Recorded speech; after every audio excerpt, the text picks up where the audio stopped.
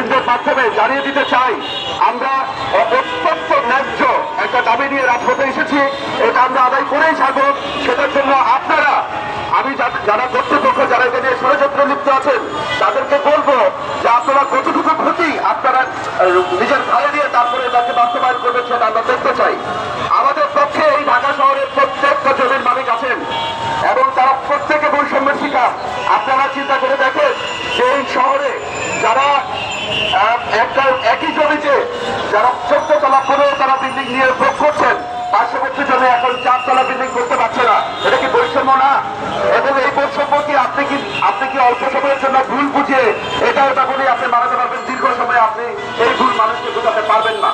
সুতরাং কোন রকম করে ষড়যন্ত্রের পথে না হেঁটে আমাদের যে ন্যায্য দাবি, বৈষম্য যে বিরোধী দাবি এবং আমাদের যে এই ঢাকা শহরকে বাঁচানোর জন্য দেশের কৃষি জমিকে বাঁচানোর যে দাবি, এই দাবি মেনে নিয়ে যথাশীঘ্র এই বৈষম্যমূলক ষড়যন্ত্রমূলক দেশ ধ্বংসের ত্যাগ বাতিল করে আমাদেরকে একটি জনবান্ধব ইমারত বিধিমালা প্রণয়ন করে আমাদেরকে এই শহরে সুন্দর করে বসবাস করার এবং ব্যবসা করার এবং আমাদের যারা যে এমপ্লয়মেন্ট এদেশে হচ্ছে সেটাকে জারি রাখার সঠিক পরিকল্পনা গ্রহণ করুন।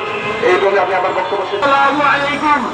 আপনারা দেখেছেন যে বিগত স্বৈরাচারী সরকার নির্মাণ বিধিমালার নামে ঢাকা শহরকে জমির মালিকদেরকে চুপি চেপে ধরে নির্মাণ বিধিমালা তৈরি করে, রাজুককে দিয়ে নির্মাণ বিধিমালা তৈরি করে এই ঢাকা সিটিতে বাড়ি নির্মাণ করা বন্ধ করে দিয়েছেন এবং কিছু কুচক্রী মহলের ষড়যন্ত্র করে এই নির্মাণ বিধিমালা তৈরি করে ঢাকা সিটিতে ঢাকাবাসীকে বাড়ি নির্মাণ বন্ধ করে দিয়ে তারা বিভিন্নভাবে দেশের অর্থনীতিকে ধ্বংস করেছে।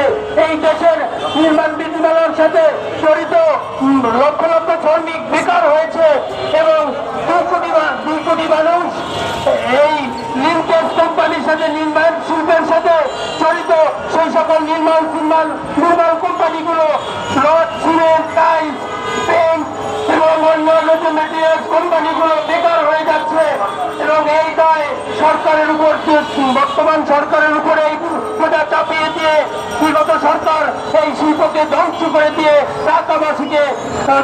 ঢাকাবাসীর বাড়ি নির্মাণ শিল্পকে চিপে ধরে ধ্বংস করেছে। আমরা অবিলম্বে এই বৈষম্যটা বাতিল চাই। কমিটিতে বা উপদেষ্টা কমিটিতে পাঠিয়েছি। এটা দ্রুততম সময়ে বাস্তবায়ন করার জন্য আমি সবিনয় অনুরোধ জানাচ্ছি।